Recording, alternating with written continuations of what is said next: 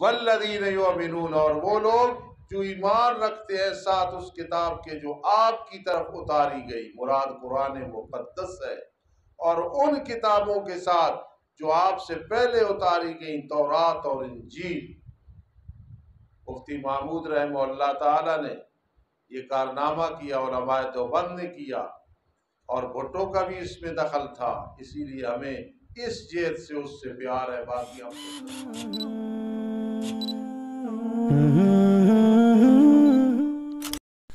Al-Faruqi media, only Islamic relations. بسم اللہ الرحمن الرحیم۔ الف لام میم ذالک الکتاب لا ریب فیہ ہدی للمتقین۔ سورۃ البقرہ 286 آیات ہیں، 40 رکوع ہے اس میں۔ ترتیب میں دوسرے نمبر پہ ہے اور نزول میں 87 نمبر پہ ہے، سورہ مطففین کے بعد نازل ہوئی، یہ بات کل بیان ہو چکی ہے۔ الف لام میم، اللہ اعلم بمرادہ، اللہ پاک اس کے مطلب اور مفہوم کو زیادہ بہتر جانتے ہیں۔ قرآن مجید کی آیات دو قسم پر ہیں، محکمات اور متشابہات۔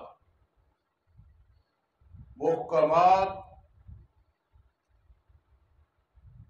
جو محکم ہے، معنی، مفہوم، مقصد۔ متشابہات کی دو قسمیں ہیں، یا تو معنی کا ہی پتہ نہیں، جس طرح الف لام میم تحدی بلغاء کے لیے کہ فصیح بلیغ لوگوں کو چیلنج ہے، اتنے تم عربی دان بنتے ہو تو معنی کر کے دکھاؤ جی۔ اور دوسرے نمبر پہ جس کے معنی کا پتہ ہے لیکن مطلب کا پتہ نہیں، یوم یکشف عن ساق، کھولا جائے گا پنڈلی سے، معنی کا پتہ ہے لیکن مفہوم کا پتہ نہیں۔ اور یہ سب چیزیں بامقصد ہے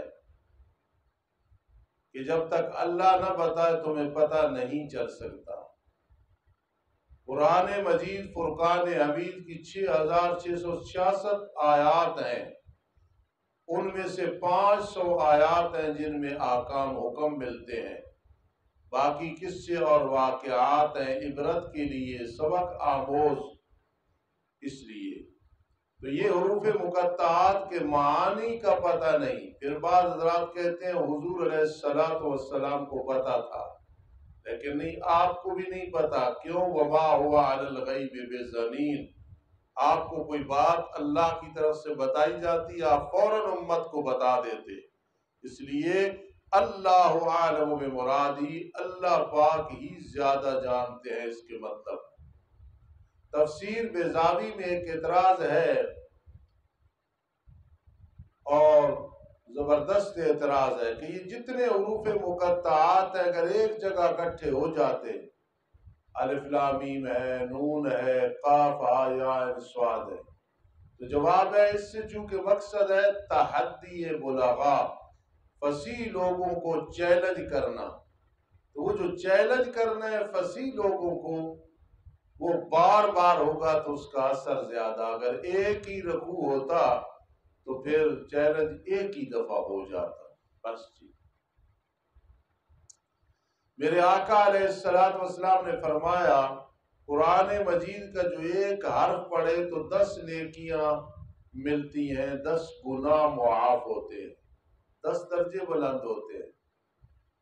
پھر میرے آقا علیہ السلام نے مثال دی کہ مثلا الف لام میم یہ ایک حرف نہیں ہے، یہ 3 ہے، الف علیحدہ، لام علیحدہ، میم علیحدہ۔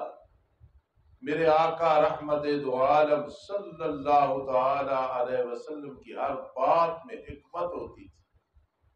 آپ نے ان کی مثال کیوں دی کہ جن کے معنی کا تمہیں پتہ نہیں، ان کا اتنا ثواب ہے، اور اگر معنی کا پتہ ہو، مفہوم کا پتہ ہو، تو اس کا کتنا بڑا ثواب ہوگا۔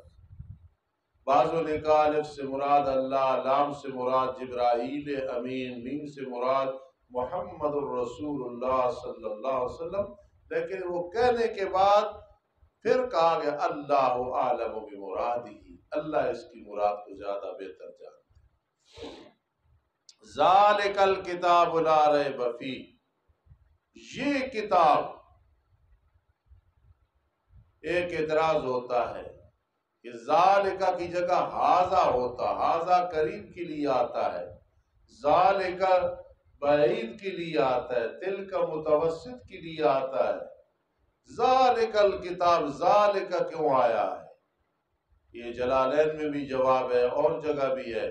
ذالک الکتاب، یہ علو مرتبہ کی وجہ سے، بود مرتبہ کی وجہ سے، ایک بزرگ ہو تو آدمی تو نہیں کرتا ہو، بزرگوں کی بات ہے، بزرگوں ایسے بات سنو، تو اس لیے ذالک الکتاب، یہ ذالک علو مرتبہ، بود مرتبہ، شان مرتبہ کے لیے آیا یہ کتاب، لا ریب فیہ، اس میں کوئی شک و شبہ نہیں ہے، اللہ کی طرف سے اتاری گئی ہے، اس بات پہ کوئی شک و شبہ نہیں ہے، لا نبی جنس ہے، لا ریب فیہ، لا ریب فیہ، اس میں کوئی شک و شبہ نہیں ہے۔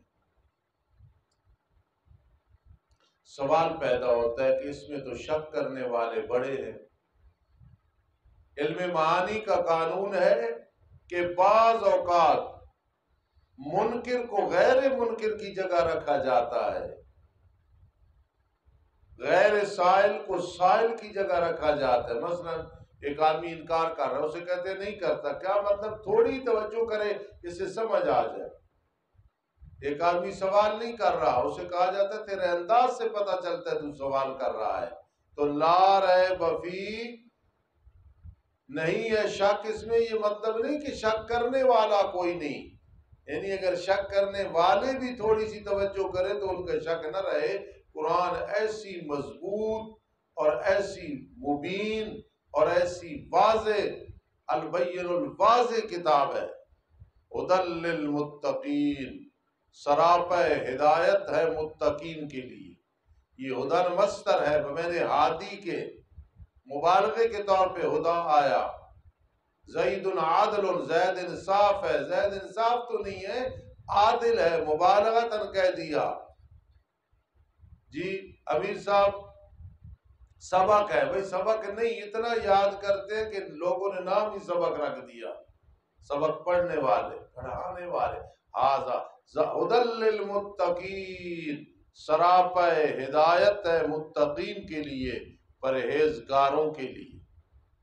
سوال پیدا ہوتا ہے کہ جب وہ متقین ہیں پھر ان کے لیے ہدا کیسے ہے؟ فرما متقین سے یہ مراد نہیں کہ منزل مقصود تک پہنچ گئے، السائرین الی التقوی، جو تقوی کی طرف لوٹنے والے ہیں، جن کے دل میں تقوی کی اہمیت ہے۔ وَأَلْزَمَهُمْ كَلِمَةَ التَّقْوَى، وہ سب سے پہلے صحابہ کرام رضی اللہ تعالی عنہ۔ خطیبانہ معنی یہ ہے کہ تقوی ان کے پیچھے ہاتھ باندھ کے کھڑا ہے۔ وَمَن يَتَّقِ اللَّهَ يَجْعَل لَّهُ مِنْ أَمْرِهِ يُسْرًا وَمَن يَتَّقِ اللَّهَ يَجْعَل لَّهُ مَخْرَجًا وَيَرْزُقْهُ مِنْ حَيْثُ لَا يَحْتَسِبُ يَا أَيُّهَا الَّذِينَ آمَنُوا اتَّقُوا اللَّهَ لَعَلَّكُمْ تَتَّقُونَ لَعَلَّهُمْ يَتَّقُونَ۔ ھدی للمتقین، سراپا ہدایت ہے متقین کے لیے۔ علم معانی میں یہ مجاز عقلی ہے کہ جو تقوی کی طرف جا رہے ہیں نا، جنہیں سمجھ آ رہی ہے، وہ گویا متقی ہی ہے۔ ھدی للمتقین الذین یؤمنون بالغیب، پہلی جماعت منعم علیہ، منعم علیہ الذین یؤمنون بالغیب، کیونکہ پچھلی صورت میں ایک منعم علیہ لوگوں کا ذکر ہے، پھر جو مہر جباریت کے نیچے آئے، پھر وہ جو منافقین ہیں۔ اب یہاں بھی دیکھ لے، الذین یؤمنون بالغیب، وہ جو ایمان رکھتے ہیں، ایمان لاتے ہیں بن دیکھی چیزوں کے ساتھ، موت کے بعد دوبارہ زندہ ہونا، جنت دوزخ، پل صراط، حساب و کتاب، شفاعت، حوض کوثر کوئی نہیں دیکھی، لیکن بن دیکھی چیزوں کے ساتھ نبی اکرم صلی اللہ علیہ وسلم کی خبر پہ اعتماد کرتے ہوئے وہ ایمان رکھتے ہیں۔ بالغیب، بالغیب، غیب کہتے ہیں ما غاب عن الحس، جو محسوس نہ ہو، وہ اللہ ہی جانتا ہے، اس لیے یؤمنون بالغیب، وہ ایمان رکھتے ہیں بالغیب، بن دیکھی چیزوں کے ساتھ۔ بعض کہتے ہیں بلا دیکھی، یہ معنی بھی ٹھیک ہے، میرے استاد جی کا معنی ہے بن دیکھی چیزیں، اس لیے میں یہ۔ بعض مفسرین نے جس طرح سفیان جاں کی تفسیر بیضاوی وغیرہ ہے کہ غیب سے مراد دل ہے، دل بھی غیب ہوتا ہے، نظر نہیں آتا۔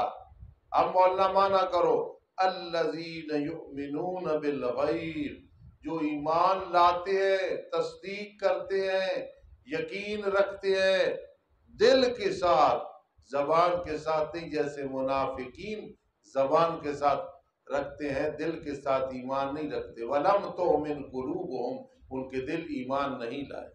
وَيُقِيمُونَ الصَّلَاةَ، میرے ملوالی والے استاد فاضل دیوبند مولانا نور محمد نور اللہ مرقدہ کے نزدیک معنی ہے وَيُقِيمُونَ الصَّلَاةَ، پکے نمازی ہے، ہفتے میں پڑھ لی، روز 2 3 4 پڑھ لی، کسی جنازے پہ گئے کپڑے بدلے اس دن پڑھ لی، تو گھر میں غمی ہوئی تو پھر پڑھ لی، پھر چھوڑ دی، نہیں، وَيُقِيمُونَ الصَّلَاةَ، پکے نمازی ہیں، پکے نمازی۔ ربنا تقبل منا رجیم، بسم اللہ الرحمن الرحیم۔ کچھ ساتھی نئے ہیں اس لیے یہ بات میں دہرانے لگا ہوں کہ اعوذ باللہ من الشیطان الرجیم، اس میں برے عقیدے اور برے اعمال سے پناہ مانگنی ہے اللہ سے۔ بسم اللہ الرحمن الرحیم میں اچھا عقیدہ، ستھرا عقیدہ، توحید والا عقیدہ اور نیک اعمال، اس کے لیے دعا ہوتی ہے کہ اللہ مجھے اچھا عقیدہ، اچھے اعمال کی توفیق نصیب فرما۔ اعوذ باللہ من الشیطان الرجیم میں ایک سیاسی فائدہ ہے اور ایک بسم اللہ الرحمن الرحیم میں سیاسی فائدہ ہے۔ یہ وہ سیاست نہیں جو بین منافقت کے ہے، جو عمران میں ہے، زرداری میں ہے، کسی اور میں ہے، یا پہلے ہے یا بعد میں۔ سیاست کا اصل میں مطلب یہ ہوتا ہے ضرورت پوری کرنا اور حفاظت کرنا، ما تحت الاسباب، رعیت کی ضرورت پوری کرنا اور جو ہے ان کا دفاع کرنا اور ان کی محتاجی کو ختم کرنا، جی، اور ان کی حفاظت کرنا، اس کو کہتے ہیں سیاست۔ حفاظت اور ضرورت پوری کرنی نہ ہو تو اس کو سیاست نہیں کرتے۔ یا آپ خلفائے راشدین میں دیکھیں، حضرت معاویہ میں دیکھیں، سب میں دیکھیں، الحمدللہ حسنین کریمین میں دیکھیں، اس کے بعد جو عمر بن عبدالعزیز تک اور آگے لوگ آئے ہیں رحمہ اللہ، ان میں دیکھیں۔ تو سیاسی فائدہ اعوذ باللہ میں یہ ہے کہ امیر صاحب کہتے ہیں شیطان 2 ہے، ایک ظاہری اور ایک باطنی، جو ہمیں نظر نہیں آتا بے ایمان شیطان، اس سے ہم اتنے محتاط ہیں کہ اعوذ باللہ من الشیطان الرجیم کہتے ہیں۔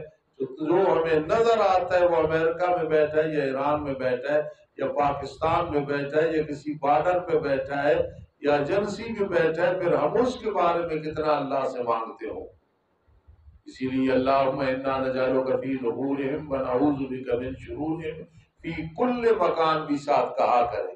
میرے استاد محترم مولانا عبد القدوس رحمۃ اللہ تعالی علیہ 19 سال کتابیں پڑھی تھی، اتنے بڑے عالم تھے۔ ان کے والد صاحب فاضل دیوبند مولانا نور محمد رحمۃ اللہ تعالی علیہ نے 22 سال کتابیں پڑھی تھی۔ استاد اسد اللہ توجہ کرو، استاد فرماتے تھے دعا کے آخر میں اگر کوئی لفظ بڑھا دیا جائے تو اس میں کوئی حرج نہیں ہے، اس لیے اللہم انا نجعلک فی نحورہم ونعوذ بک من شرورہم بس پوری ہو گئی، لیکن آگے فی کل مکان، جہاں بھی ہمارے دشمن ہیں اللہ ہماری ان سے حفاظت فرمانا، ہماری مدد کرنا۔ تو اعوذ باللہ من الشیطان الرجیم میں سیاسی فائدہ یہ ہے اللہ جس کو ہم نے نہیں دیکھا اس سے بھی تجھ سے پناہ مانگتے ہیں، جسے دیکھا ہے اس سے بھی پناہ مانگتے ہیں۔ اور بسم اللہ الرحمن الرحیم میں ہے ہمیں نہ چھیڑنا، جو چھیڑے تو ہم چھوڑتے نہیں، وہ یہ عیسیٰ سفیان آپ کو کھڑا ہو جائے، ہمیں نہ چھیڑنا ہمارے دشمن، ہم تو ہر چیز میں مدد اللہ سے مانگتے ہیں۔ اگر تو ہمیں ہزاروں لاکھوں کروڑوں ہمارے دوست دیتا ہے نا، تو نہیں دیتا، وہ اللہ دیتا ہے۔ ہمیں تیری مدد کی ضرورت نہیں ہے، ہمیں اللہ کی مدد کی ضرورت۔ ایک در بند تو 10 نہیں 100 کھل جاتے ہیں۔ اس لیے اس میں سیاسی فائدہ یہ ہے، ہمارا سب میں جو مطمع نظر ہے، ہماری آخری نظر ہے، وہ صرف اللہ پہ ہے۔ بسم اللہ الرحمن الرحیم، یہ دو چیزیں ذہن میں رکھنا۔ پھر ایک میں نے چیز بتائی تھی، قرآن مجید اللہ کا قانون ہے۔ کیوں کہ قانون بنانے والے کے لیے 4 چیزیں ضروری ہیں۔ کتنی چیزیں؟ پہلی چیز کہ علم اس کا محیط ہو، وہ اللہ ہی کا علم محیط ہے۔ عالم الغیب والشہادہ قل لا یعلم من فی السماوات والارض الغیب الا اللہ ما کان اللہ لیطلعکم علی الغیب ولکن اللہ یجتبی من رسلہ من یشاء۔ دوسرا یہ ہے، توجہ کرنا، دوسرا یہ ہے کہ اس کی رحمت کاملہ ہو، اللہ کی رحمت کامل ہے۔ الرحمن الرحیم، الرحمن علم القرآن خلق الانسان علمہ البیان۔ اور تیسرے نمبر پہ قدرت بھی کامل ہو، جو قانون بنا رہا ہے، ان اللہ علی کل شیء قدیر، اس کی قدرت بھی کامل ہے۔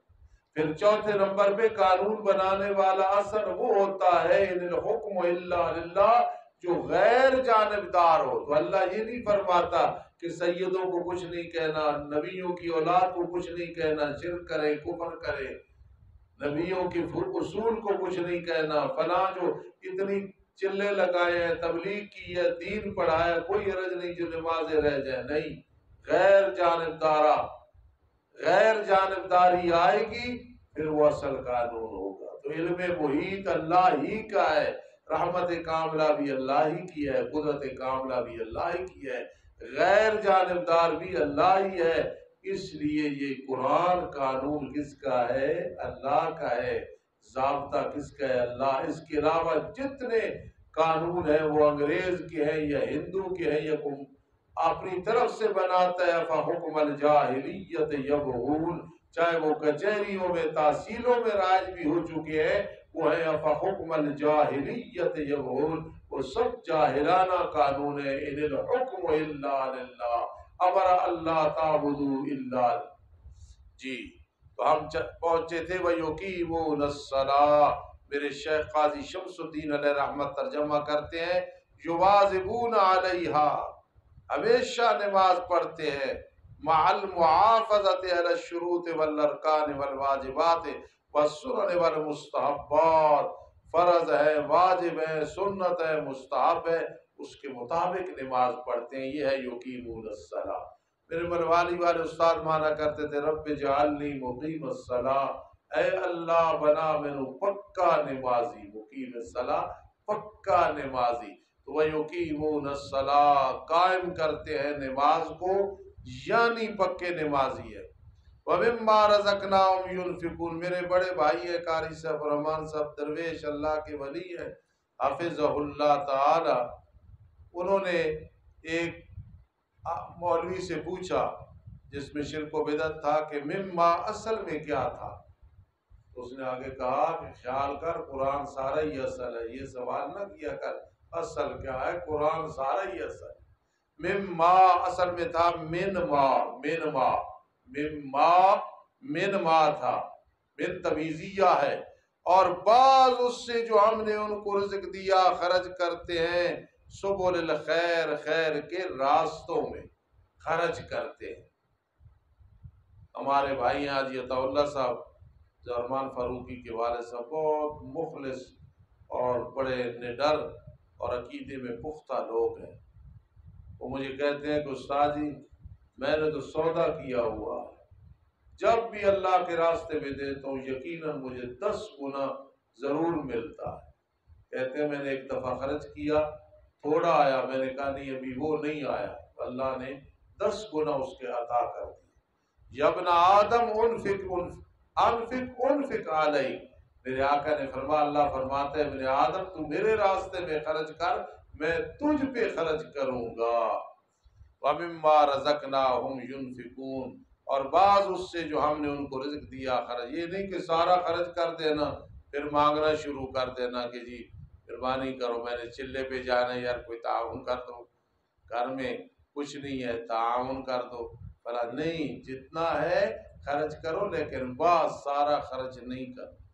تفسیر بزاوی والے نے کمال کیا، وہ کہتے مما رزقنا، یہ تو ہے ہی ہے کہ مال و دولت مراد ہے، زکوٰۃ ہے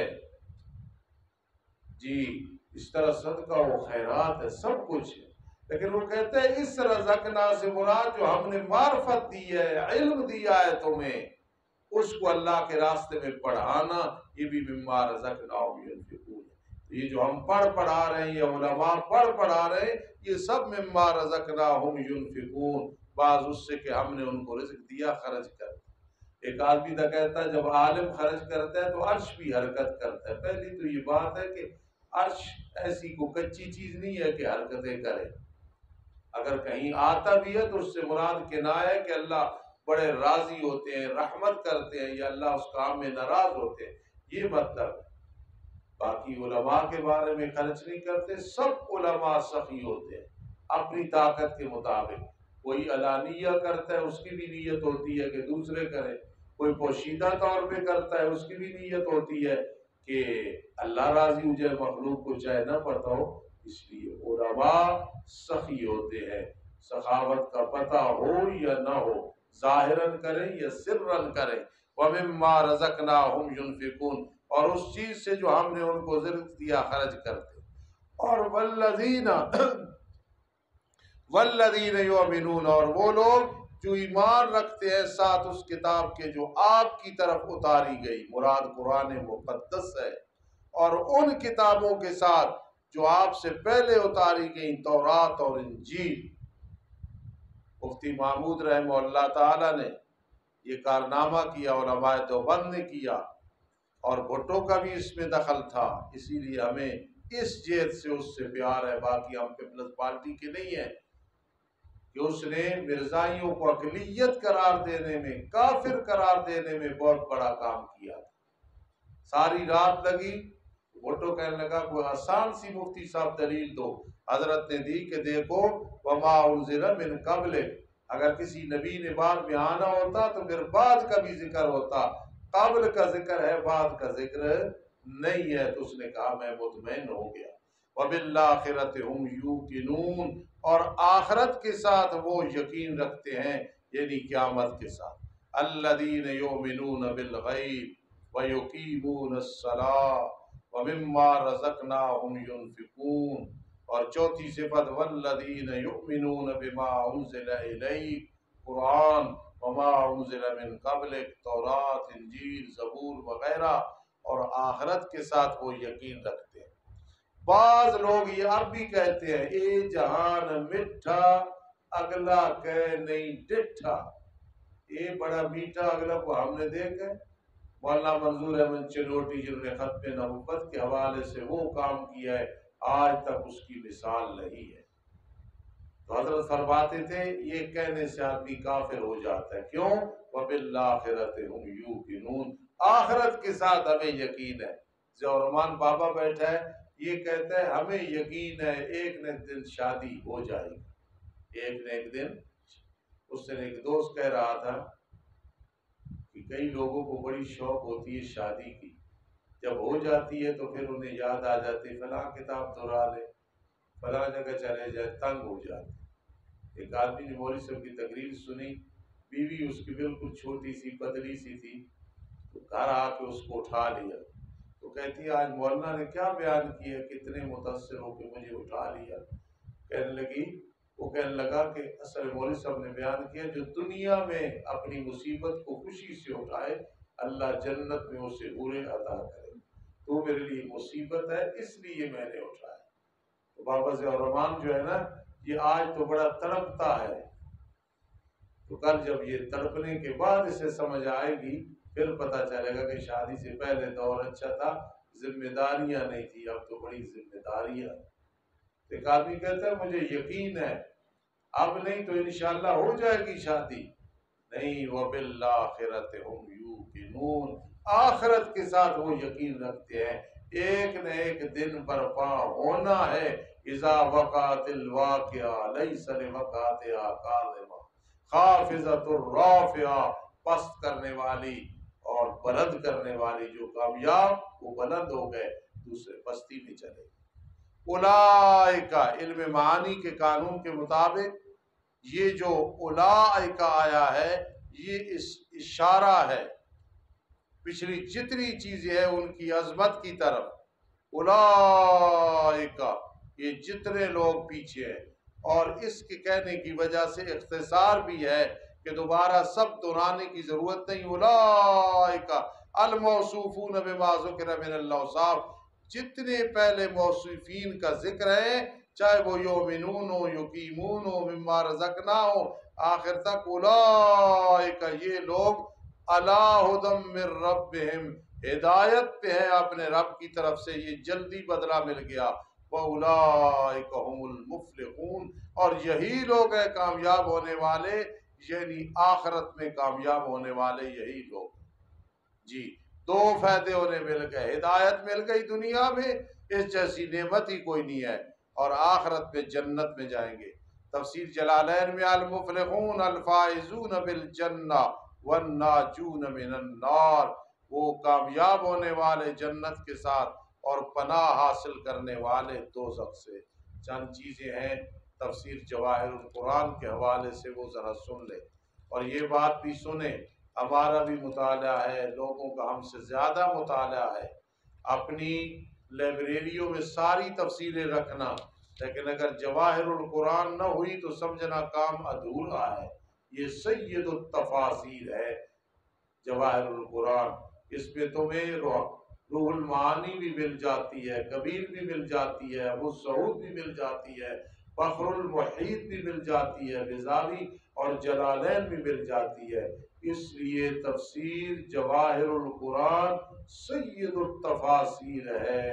جب تفسیروں کی ابتدا کرو لینے کی تو پہلے تفسیر جواہر القرآن لینا، بعد میں کوئی اور لینا۔ تو سورہ بقرہ کے بارے میں صحیح حدیثوں میں آیا ہے کہ میرے آقا علیہ السلام نے فرمایا ان لکل شیء صناما، ہر چیز کی ایک بلندی، برتری، اعلیٰ ہے۔ قرآن مجید کی جو بلندی ہے وہ سورہ بقرہ ہے۔ مستدرک جامع ترمذی، ان میں یہ حدیث موجود ہے، اور تفسیر ابن کثیر میں بھی موجود ہے۔ مستدرک حدیث کی کتاب، جامع ترمذی حدیث شریف کی کتاب، اور تفسیر ابن کثیر میں بھی موجود ہے۔ جی، اسی طرح یاد رکھنا، اس کا مطلب یہ ہے کہ قرآن مجید میں تمام چیزیں ہیں، تو سورہ بقرہ میں قرآن کے سارے مضامین تفصیلاً ہیں، جس طرح سورہ فاتحہ کے اندر وہ اجمالاً ہے۔ اور پھر ایک حدیث پاک میں آتا ہے، صحیح مسلم شریف کی حدیث ہے، مسند احمد کی روایت ہے، کیا اقرأوا سورۃ البقرہ، پڑھا کرو سورہ بقرہ، اس کا پڑھنا برکت ہے، چھوڑنا ندامت ہوگی، لیکن باطل پرست اس کی توفیق نہیں رکھیں گے، اس لیے یہ اپنے گھر میں رکھیں، اور سالانہ کم از کم 40-41 دن گھر میں ضرور سورہ بقرہ پڑھا کرے، پڑھایا کرے۔ میرا بھی اس پہ کچھ عمل ہے۔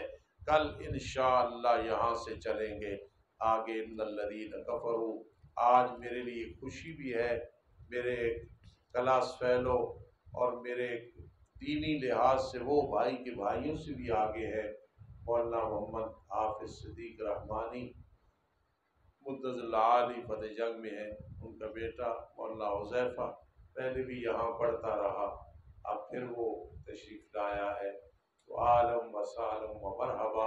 مجھے اس وجہ سے خوشی ہے کہ وہ میرے ایک بھائی کی نشانی ہے، تو زمانہ طالب علمی میں بھی ولی اللہ تھے، اب بھی ولی اللہ، دعا کرے اس کا دل لگے۔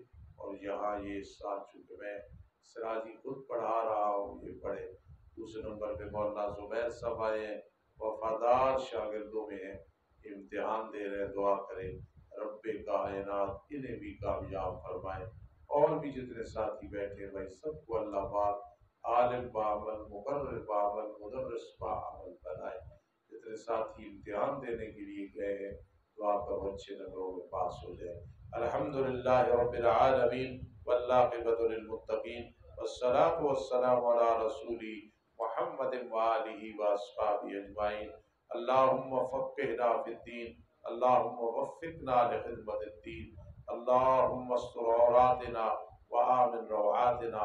اللہ ہماری کچھ شاگرد نے بیمار ہیں، کچھ شاگرد بیمار ہیں، اللہ سب بیماروں کو شفا عطا فرما۔ کئی حضرات بیٹھے ہیں جن کے گھروں میں پریشانی ہے، اللہ سب پریشانیاں دور فرما۔ اللہ ہمارے گھروں میں جو بیمار ہیں اللہ سب کو شفا عطا فرما۔ اللہ ہم پہ اپنی رحمت فرما، ہمارے پاس کچھ بھی نہیں ہے۔ اللہم غشنا برحمتک فإنا نخشى من عذابک، اللہم غشنا برحمتک فإنا نخشى من عذابک، یا ارحم الراحمین ارحم لنا، یا ارحم الراحمین ارحم لنا، یا ارحم الراحمین ارحم لنا، رب ارحمہما کما ربیانی صغیرا۔ اللہم انزل علینا ماء مبارکا، اللہم انزل علینا ماء مبارکا، اللہم اغفر لنا وتب علینا انک انت التواب الرحیم، اللہم استر عیوبنا، اللہم اغفر ذنوبنا، آمین یا رب العالمین برحمتک۔